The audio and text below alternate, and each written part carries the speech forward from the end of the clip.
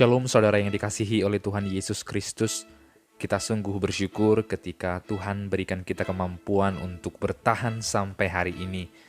Dan kita juga diberikan kesempatan untuk mendengarkan firman-Nya.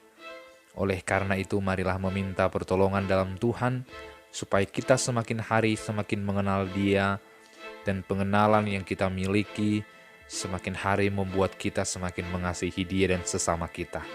Marilah kita berdoa. Bapa di dalam surga, berilah kami pengertian yang benar, supaya kami tahu bagaimana kami harus bertindak benar, dan ajarlah kami untuk mengasihi Engkau sungguh-sungguh. Dalam nama Yesus Kristus, amin. Firman Tuhan hari ini diambil dari 1 Korintus, pasal yang pertama, ayat yang ke-31.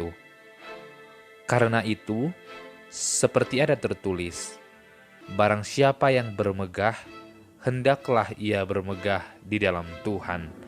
Ketika kita mengingat keberadaan bangsa Israel, yang merupakan sebuah bangsa yang begitu kecil, tetapi mereka tetap dipilih oleh Tuhan. Mereka bukanlah bangsa yang kuat dalam berperang, mereka juga bukan bangsa yang terlalu kaya, terlalu pintar, terlalu setia, terlalu baik dalam hal menyembah Tuhan. Bahkan mereka sering mengecewakan Tuhan, tetapi mereka tetap dipilih oleh Tuhan. Bahkan dikatakan dalam kitab Ulangan bahwa mereka adalah orang-orang yang dikasihi dan dipilih dan dijadikan sebagai umat kesayangan Tuhan. Sehingga ini membuat malu sesungguhnya bangsa-bangsa lain. Bagaimana mungkin bangsa yang kecil justru dikasihi oleh Tuhan lebih dari bangsa lain? Bagaimana mungkin orang-orang yang tidak setia justru dikasihi oleh Tuhan lebih dari bangsa-bangsa yang mungkin mempersembahkan banyak hal? Tetapi ternyata Tuhan tidak melihat apa yang dipersembahkan bangsanya. Tuhan juga tidak melihat betapa banyaknya jumlah sebuah bangsa, betapa kuatnya sebuah bangsa, tetapi Tuhan memang memilih sesuai dengan kehendak-Nya. Ia memiliki kedaulatan penuh, terserah Dia mau pilih bangsa yang mana. Terserah Dia mau mengasihi bangsa yang mana lebih dibandingkan bangsa yang mana. Oleh karena itu ketika kita membaca bagian ini, apalagi kita melihatnya dari pasal yang ke-23, maka kita akan menemukan bahwa memang Tuhan sengaja memilih orang-orang yang tidak layak untuk mempermalukan orang-orang yang merasa diri layak. Ketika kita juga melihat bagaimana Tuhan menegur Raja Daud dari keberdosaannya, Tuhan bahkan memilih Nabi Nathan, seorang nabi yang tidak terlalu terkenal, untuk menegur seorang raja yang sangat terkenal seperti Raja Daud. Ketika kita melihat Yesaya, maka Yesaya juga seorang yang najis bibir, yang merasa tidak layak, tetapi tetap dipilih oleh Tuhan. Ketika kita mengingat Rasul Paulus, seorang penganiaya jemaat Tuhan, justru dia dipakai sebagai rasul yang memiliki tulisan yang begitu banyak dalam kitab Perjanjian Baru.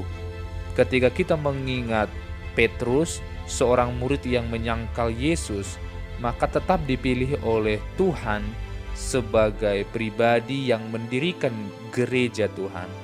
Maka kita mau melihat kepada diri kita bahwa sesungguhnya kita pun dipilih oleh Tuhan di tengah-tengah ketidaklayakan kita. Kalau kita bisa membayangkan betapa jahatnya kita, maka harusnya kita tidak layak untuk dikasihi oleh Tuhan. Namun ternyata justru karena kita berdosalah, Tuhan semakin mengasihi kita dan mengampuni kita dari keberdosaan kita. Sehingga orang yang berdosa, yang telah dikasihi oleh Tuhan, justru diberikan kemampuan untuk dapat memuliakan Tuhan, sehingga mereka tidak lagi mengasihi apa yang di dunia ini, tetapi mengasihi Tuhan. Sesungguhnya inilah pesan firman Tuhan bagi kita saat ini.